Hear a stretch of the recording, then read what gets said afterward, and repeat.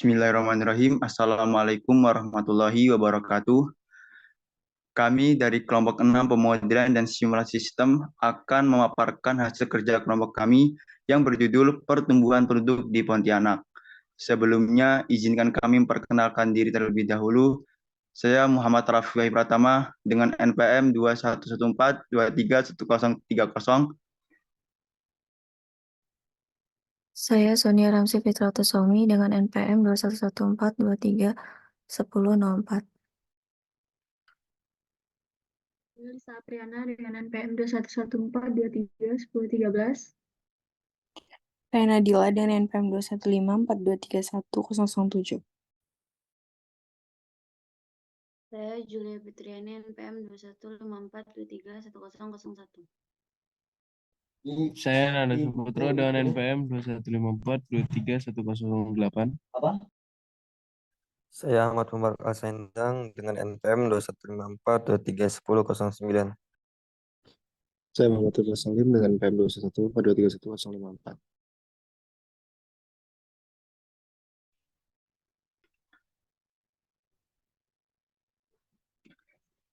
Pertumbuhan penduduk telah menjadi fenomena yang ada di setiap daerah.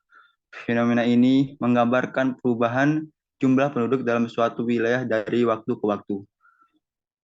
Pertumbuhan ini dapat diartikan bertambah atau berkurangnya jumlah penduduk dari masa ke masa tergantung oleh faktor itu sendiri.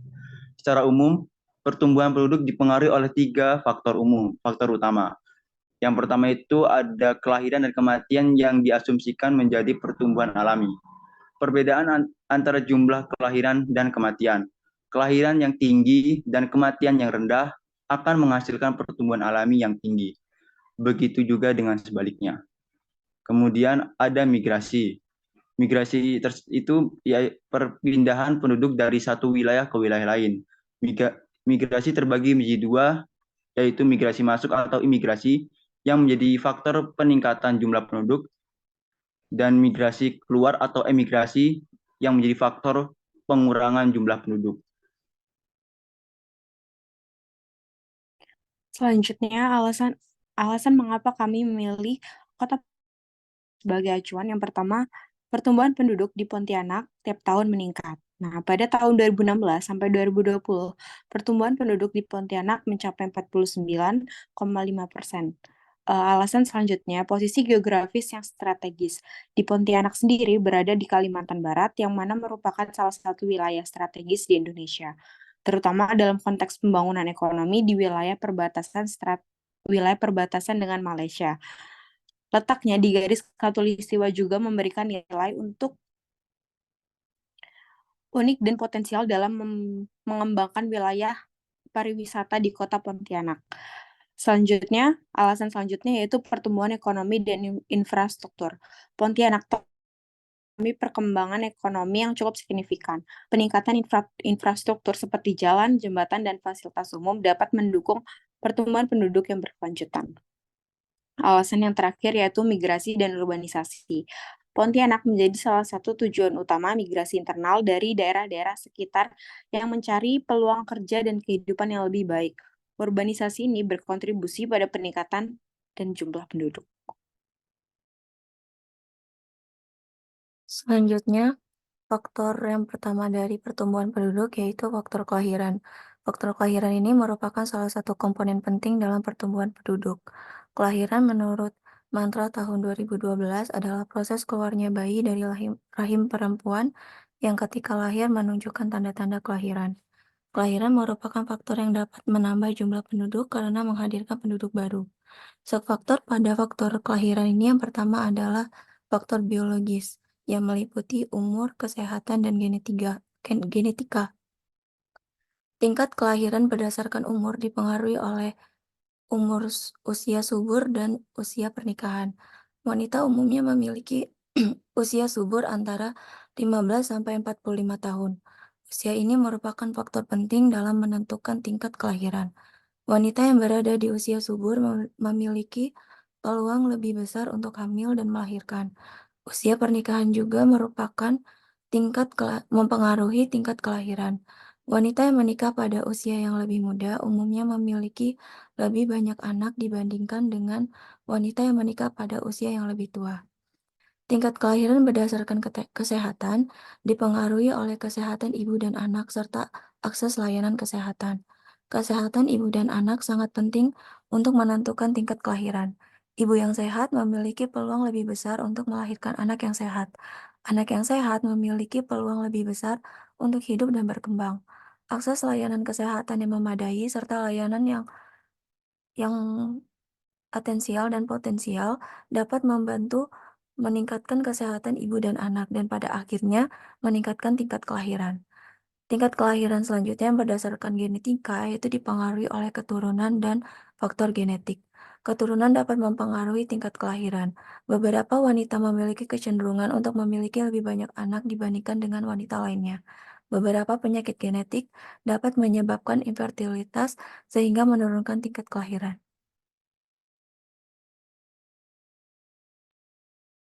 Adapun faktor yang berdasarkan sosial budaya diantaranya yaitu norma dan nilai sosial.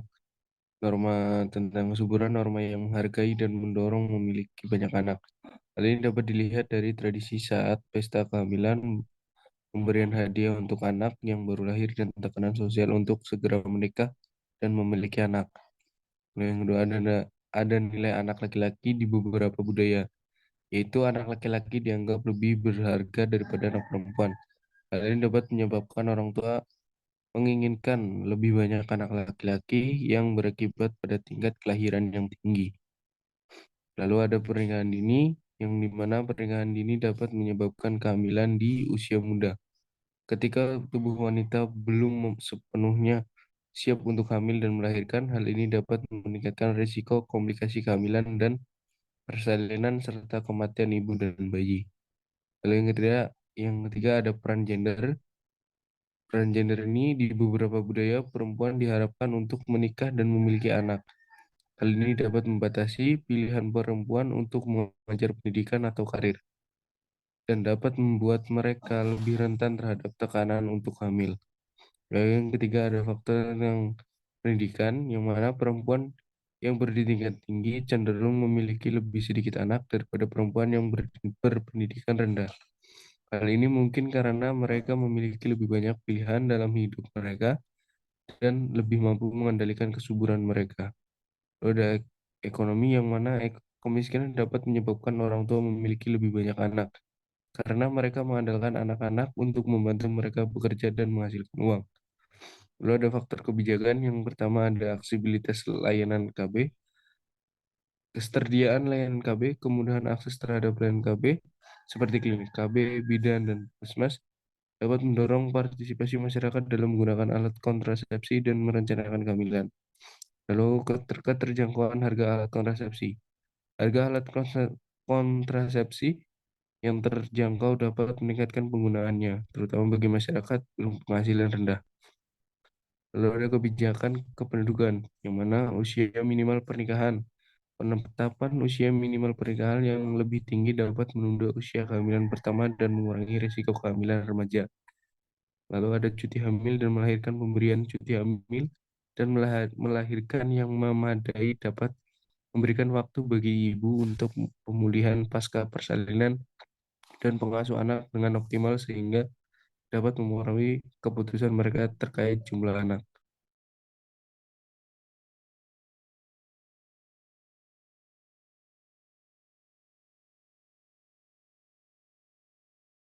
Kemudian selanjutnya ada faktor kematian.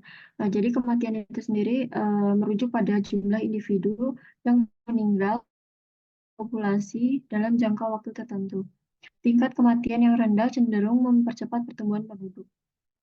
Ada beberapa subfaktor yang menyebabkan terjadinya kematian. Yang pertama adalah faktor biologis. Jadi faktor biologis ini merupakan bagian penting yang berhubungan dengan kondisi fisik dan fisiologis seseorang yang dapat mempengaruhi kesehatan dan perilaku individu. Contohnya itu seperti usia. Jadi usia ini mempengaruhi hampir semua aspek kesehatan seseorang. Selama masa anak-anak dan remaja, tubuh mengalami pertumbuhan dan perkembangan yang sangat pesat. Nah, pada usia dewasa, tubuh mencapai kestabilan. Tapi seiring bertambahnya usia, proses penuaan mulai terjadi sehingga sistem kekebalan tubuh juga cenderung melemah sehingga membuat lebih rentan terhadap penyakit. Kemudian ada genetika. Jadi genetika ini adalah sifat-sifat yang diwariskan dari orang tua ke anak melalui DNA. Selain itu, gen tertentu dapat meningkatkan resiko seseorang memiliki penyakit tertentu seperti beberapa jenis kanker dan diabetes tipe 2. Kemudian ada penyakit. Jadi penyakit seperti diabetes ini seperti diabetes, penyakit jantung koroner adalah contoh penyakit kronis yang dapat berlangsung lama dan mempengaruhi kualitas hidup. Maupun penyakit yang datang secara tiba-tiba seperti flu atau infeksi saluran pernapasan. Kemudian ada faktor gaya hidup. Gaya hidup ini juga sangat mempengaruhi peran penting dalam menentukan kesehatan seseorang. Contohnya seperti pola makan yang buruk. Jadi pola makan yang buruk itu dapat menyebabkan kekurangan nutrisi seperti vitamin, mineral, protein, dan serat. Kekurangan vitamin ini dapat mempengaruhi energi, melemahkan sistem kekebalan tubuh. Selanjutnya yaitu konsumsi tembakau. Merokok tembakau sangat terkait dengan berbagai penyakit karena mengandung nikotin yang menyebabkan ketergantungan fisik dan psikologis. Kemudian ada konsumsi alkohol dan nafsa. Konsumsi alkohol berlebihan dapat menyebabkan kerusakan hati dan penyakit kronis lainnya. Penyalahgunaan narkotika, psikotropika, dan zat aditif lainnya dapat menyebabkan kerusakan otak, overdosis, dan kematian. Kemudian contohnya yaitu kekerasan atau konflik. Jadi kekerasan atau konflik ini juga sangat mempengaruhi mempengaruhi cedera maupun cacat atau bahkan kematian. Faktor selanjutnya yaitu faktor sosial ekonomi, di mana faktor sosial ekonomi ini mencakup berbagai hal seperti akses terhadap pelayanan kesehatan, pendidikan, dan juga kondisi pekerjaan. Di banyak negara, ketidaksetaraan dalam kontribusi sumber daya dan layanan kesehatan dapat menjadi faktor utama dalam menentukan angka kematian. Orang yang memiliki akses terbatas terhadap layanan kesehatan berkualitas cenderung memiliki angka kematian lebih tinggi karena mereka mungkin tidak mendapatkan perawatan yang mereka butuhkan atau sesuai dengan yang mereka butuhkan. Selain itu, kondisi sosial ekonomi juga mempengaruhi gaya hidup individu, seperti pola makan, aktivitas fisik, dan paparan terhadap risiko perilaku seperti konsumsi alkohol dan merokok. Ketidaksetaraan ekonomi juga dapat mengarah pada stres ekonomi dan psikologis, yang dapat berkontribusi pada peningkatan angka kematian akibat penyakit jantung, tekanan darah tinggi, dan juga penyakit lainnya. Faktor selanjutnya yaitu faktor lingkungan, di mana faktor lingkungan ini mencakup seperti faktor kematian manusia, mencakup polusi udara, air, dan tanah, serta perubahan iklim. Paparan terhadap polusi udara dan air dapat meningkatkan risiko penyakit pernapasan, kardiovaskular, dan juga kanker. Perubahan iklim juga dapat berdampak pada kesehatan manusia melalui meningkatnya insiden bencana alam seperti banjir, kekeringan, dan juga badai. Selain itu, perubahan lingkungan seperti deforestasi dan hilangnya keanekaragaman hayati dapat mengurangi ketersediaan sumber daya alam yang penting bagi kesehatan manusia, seperti air bersih dan juga pangan. Hal ini dapat mengakibatkan kelaparan, kekurangan gizi, dan juga penyebaran penyakit menular. Migrasi. Ada faktor pendukung yang dapat terjadinya migrasi antara lain yaitu kondisi ekonomi seperti pengangguran. Banyak orang bermigrasi untuk mencari pekerjaan yang lebih baik atau kesempatan karir yang lebih luas. Daerah atau negara yang memiliki ekonomi lebih kuat biasanya menawarkan lebih banyak lapangan pekerjaan dengan upah yang lebih tinggi dibandingkan daerah asal yang ekonominya kurang berkembang. Kemudian ada kemiskinan. Migrasi ke tempat dengan standar hidup yang lebih tinggi memungkinkan migran memperoleh penghasilan yang lebih besar. Pendapatan yang lebih tinggi ini bisa digunakan untuk meningkatkan taraf hidup mereka sendiri dan keluarga di daerah asal. Terus ada kekurangan peluang ekonomi, kurangnya peluang ekonomi. Krisis ekonomi seperti resesi, inflasi, atau pengangguran massal di daerah asal mendorong orang untuk mencari stabilitas ekonomi di tempat lain. Migrasi mencari solusi untuk menghindari kesulitan ekonomi yang berkepanjangan. Kemudian ada kondisi sosial seperti diskriminasi. Diskriminasi di tempat asal bisa menjadi pendorong kuat untuk migran. Orang-orang merasa terpinggirkan atau didiskriminasi berdasarkan ras, etnis, agama, atau gender, seringkali mencari tempat di mana mereka merasa lebih diterima dan memiliki kesempatan yang lebih adil. Kemudian ada ketidaknyamanan. Keamanan dan stabilitas politik juga sangat mempengaruhi migran. Orang akan cenderung meninggalkan daerah yang rawan konflik, kriminalitas tinggi, atau ketidakstabilan politik untuk mencari tempat yang lebih aman dan stabil. Kurangnya akses ke layanan pendidikan dan kesehatan. Banyak individu dan keluarga bermigran untuk mencari kualitas hidup yang lebih baik. Ini mencakup akses yang lebih baik ke pendidikan, layanan kesehatan, dan perumahan yang layak di tempat asal yang mungkin kurang menyediakan fasilitas yang memadai, sehingga migran mencari solusi untuk mencari yang lebih baik. Ketidakpuasan terhadap budaya dan tradisi. Ketika individu merasa bahwa nilai-nilai dan norma sosial di komunitas asal mereka tidak sejalan dengan pandangan pribadi mereka, hal ini dapat menyebabkan ketidakpuasan. Misalnya, seorang mungkin merasa tertekan oleh norma-norma yang membatasi kebebasan pribadi atau pilihan hidup. Kemudian ada faktor demografis, seperti pertumbuhan penduduk yang tinggi. Tingkat pertumbuhan penduduk yang tinggi dapat menyebabkan tekanan pada sumber daya alam dan layanan publik seperti pendidikan, kesehatan, dan transportasi. Orang mungkin bermigran untuk mencari lingkungan yang menawarkan kualitas hidup yang lebih baik. Kemudian ada kepadatan penduduk. Ketika suatu daerah memiliki kepadatan penduduk yang tinggi, sumber daya seperti lahan, air, dan pekerjaan menjadi terbatas. Hal ini dapat mendorong orang untuk bermigran ke daerah yang kepadatan penduduknya lebih rendah dan kesempatan kerja juga yang lebih baik. Kemudian ada ketimpangan usia.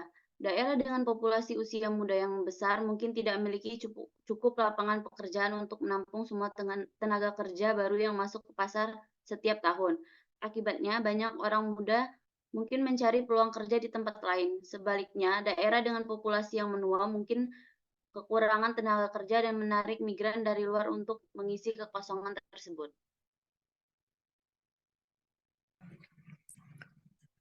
Selanjutnya yaitu ada faktor penarik. Faktor penarik yang dimaksud di sini adalah elemen yang atau kondisi yang mendorong sesuatu untuk pindah atau bermigrasi ke suatu tempat yang baru. Faktor-faktor ini biasanya memberikan harapan akan kehidupan yang lebih baik atau peluang yang lebih menjanjikan dibandingkan dengan tempat asalnya. Adapun ada beberapa faktor penarik umum yang meliputi, yaitu ada kesempatan kerja. Yang dimaksud dalam kesempatan kerja ini yaitu peluang mendapatkan pekerjaan dengan gaji lebih tinggi atau kondisi kerja yang lebih baik seringkali menarik orang untuk pindah ke daerah atau negara lain. Adapun ada kualitas hidup. Kualitas hidup di sini itu faktor ini meliputi akses ke layanan kesehatan yang lebih baik, pendidikan yang lebih baik, lingkungan yang lebih aman, dan fasilitas umum yang lebih baik. Lalu ada keamanan. Keamanan yang dimaksud di sini keamanan daerah atau negara dengan tingkat kriminalitas rendah dan stabilitas politik yang baik seringkali menarik pendatang baru yang mencari tempat tinggal yang aman. Lalu di sini ada lingkungan dan iklim. Lingkungan dan iklim yang dimaksud cuaca yang lebih baik dan lingkungan alam yang indah bisa menjadi alasan lagi seseorang untuk pindah. Selanjutnya, itu ada kesempatan pendidikan atau ketersediaan institusi pendidikan yang berkualitas seperti universitas atau sekolah jurusan dapat menjadi daya tarik besar bagi pelajar dan keluarga mereka. Lalu ada layanan sosial itu akses ke layanan sosial yang memadai seperti bantuan sosial, perumahan yang terjangkau, dan program dukungan pemerintah juga bisa menjadi faktor penarik. Nah, dengan adanya faktor ini, individu atau kelompok seringkali termotivasi untuk mencari kehidupan yang lebih baik di tempat yang baru.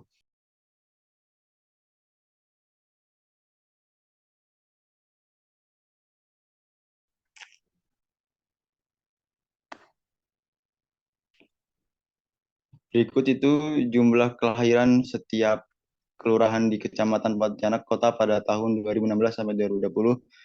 Terdapat 5 kelurahan yaitu Sungai Bangkok, Darat Sekip, Tengah, Mariana, dan Suwi Jawi. Dapat diperhatikan pada tabel Angka kelahiran tertinggi yang terjadi pada tahun 2016 sampai 2020 terjadi di Kelurahan Sungai Jawi sebanyak 3.627 jiwa. Dan untuk kelurahan yang memiliki angka kelahiran yang terendah adalah pada Kelurahan Darat Sekip sebanyak 521 jiwa. Angka kelahiran yang terjadi di Kecamatan Pontianak Kota ini dari tahun 2016 sampai 2020 yaitu sebanyak 7.411 jiwa.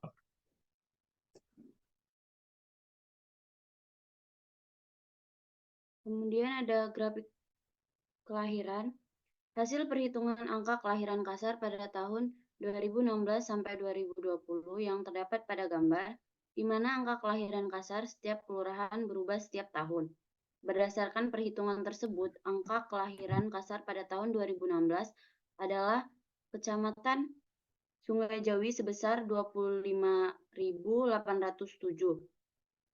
Pada tahun 2017, Kelurahan Sungai Jawi memiliki angka kelahiran tertinggi yaitu 30.500 dari 1.000 penduduk.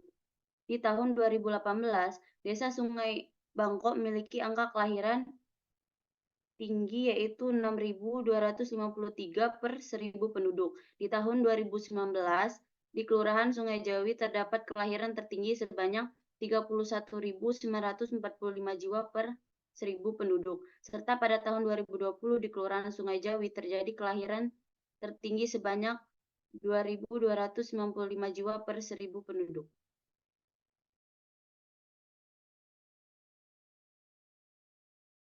Nah, kemudian yaitu data jumlah kematian setiap kelurahan di Kecamatan Pontianak Kota tahun 2016 sampai 2020.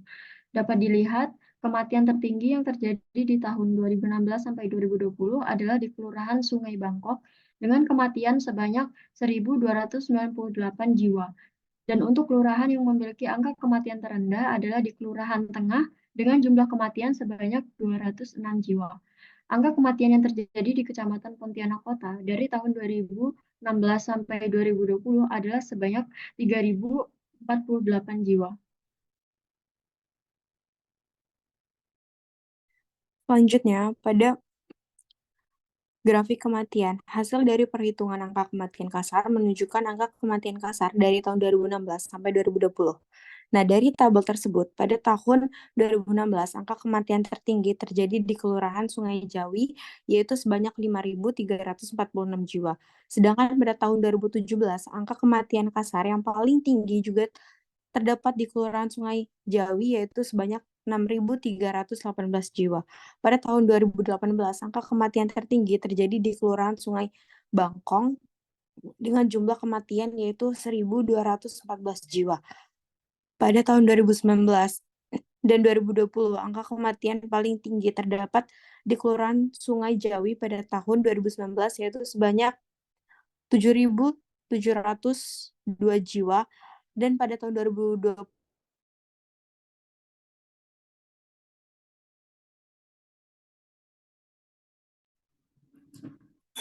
Lalu di sini berikut tabelnya dapat lihat pada di atas tabel migrasi tertinggi yang terjadi pada tahun 2016 hingga 2020 adalah di Kelurahan Sungai Bangkok sebanyak 7.505 jiwa. Dan untuk kelurahan yang memiliki angka migrasi terendah adalah itu di Kelurahan Tengah yaitu sebanyak 979 jiwa. Nah, angka migrasi yang terjadi di Kecamatan Pontianak ini yaitu dari tahun 2016 hingga 2020 adalah sebanyak 16.594 jiwa.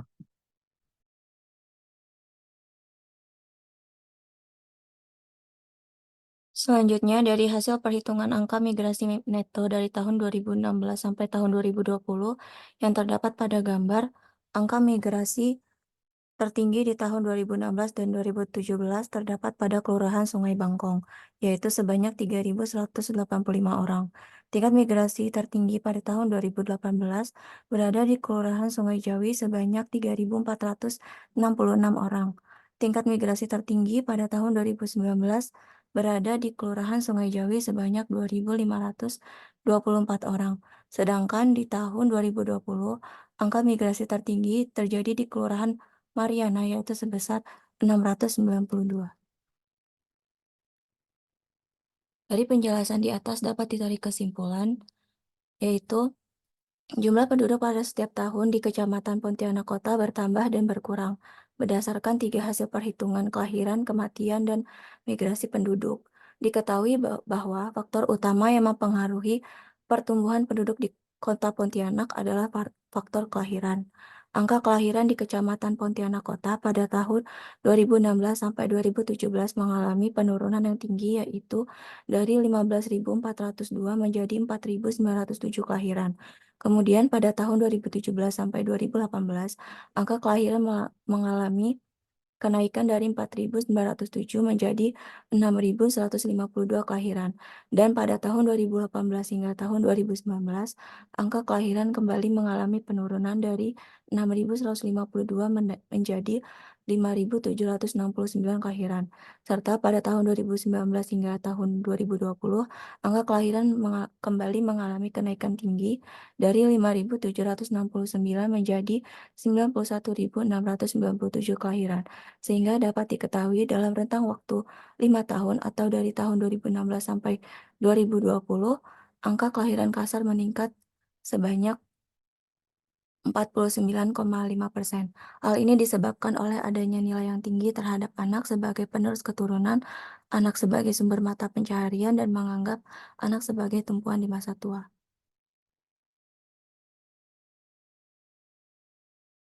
Berikut sumber yang kami gunakan. Baik, sekian presentasi dari kami. Bila ada salah kata, kami mohon maaf, dan kepada Allah kami mohon ampun. Wassalamualaikum warahmatullahi wabarakatuh.